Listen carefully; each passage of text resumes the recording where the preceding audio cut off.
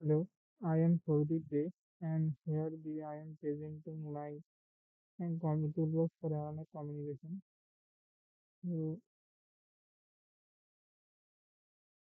this is the code made in anti-gravity.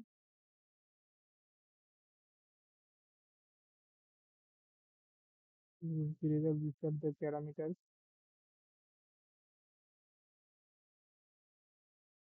A mode, FM mode. Here we can change the frequency and can see the change in waveforms in message signal, carrier signal, and modulated signals. Here you can change the amplitude also, frequency, range, and the changing